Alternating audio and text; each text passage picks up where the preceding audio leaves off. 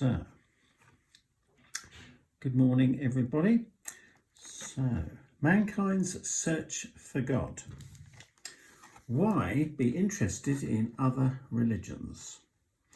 Regardless of where you live, you have no doubt seen for yourself how religion affects the lives of millions of people, maybe yours too. In countries where Hinduism is practiced, you will often see people doing the puja, a ceremony that may include making offerings to their gods in the form of coconut, flowers and apples. A priest will apply a spot of red or yellow pigment, the tilak, to the forehead of the believers. Millions also flock each year to the river Ganges to be purified in the waters. In Catholic countries, you will see people praying in churches and cathedrals while holding a crucifix or a rosary. In Protestant lands, you will see chapels and churches abound, and on a Sunday, parishioners usually put on their best clothes and congregate to sing hymns and hear sermons. In Islamic countries, you can hear the voices of the Muslim criers who make up the call from minarets 5 times a day, summoning the faithful to Salat, a ritual prayer. They view the Holy Quran as the Islamic book of scripture. According to the Islamic belief, it was revealed by God and was given to the Prophet Muhammad by the angel Gabriel, or Jezreel, in the 7th century CE. On the streets of many Buddhist lands, the monks of Buddhism, usually in saffron, black or red robes, are seen as a sign of piety. Ancient temples with the serene Buddha on display are evidence of the antiquity of the Buddhist faith. Practiced mainly in Japan, Shinto enters into daily life with family shrines and offering to ancestors. The Japanese feel free to pray for the most mundane things, even success in school exams. What does this great worldwide variety of religious devotion indicate? That for thousands of years mankind has had a spiritual need and yearning. Man has lived with his trials and burdens, his doubts and his questions, including the enigma of death. Religious feelings have been expressed in many different ways as people have turned to God or their gods, seeking blessings and solace. Religion also tries to address the big questions. Why are we here? How should we live? On the other hand, there are millions of people who profess no religion or belief at all in a God. They are atheists. Others, agnostics, believe that God is unknown and probably unknowing. With so many religions in a world that gets smaller and smaller, especially by faster travel and the internet, the impact of various faiths is felt worldwide, whether we like it or not. But if you were born in India, then you would likely automatically be a Hindu, or if from the Punjab, perhaps a Sikh. If your parents were born from Pakistan, then you would obviously be a Muslim. Therefore, is the religion of one's birth automatically true or approved? In many countries now, owing to immigration and population movement, people of different religions share the same neighbourhood.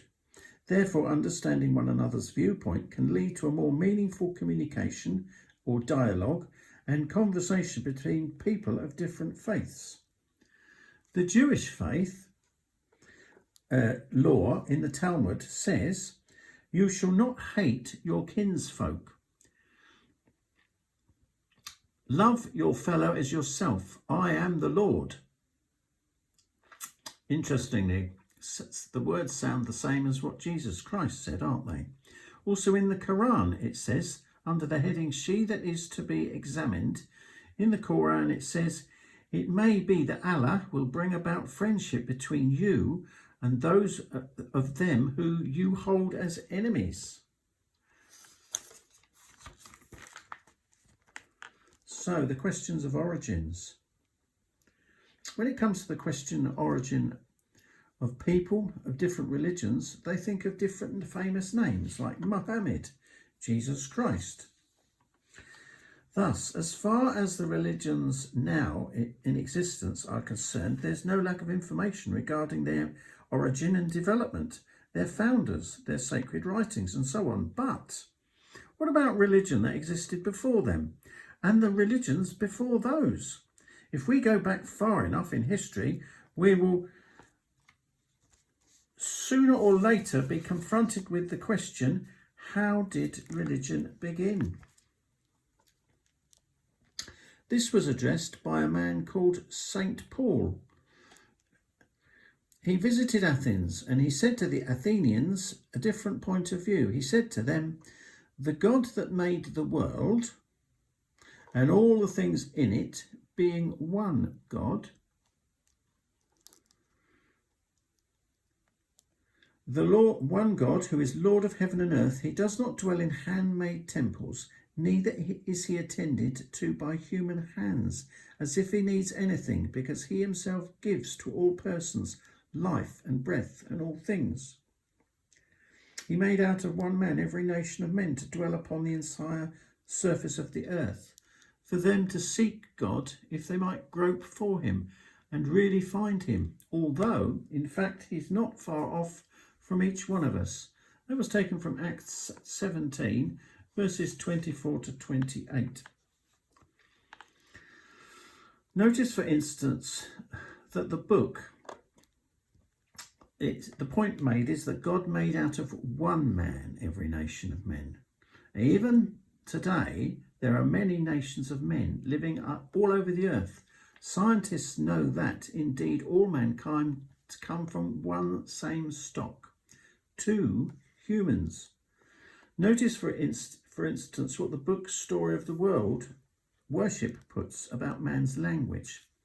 Those who have studied languages of the world and compared them with each other have something to say, and that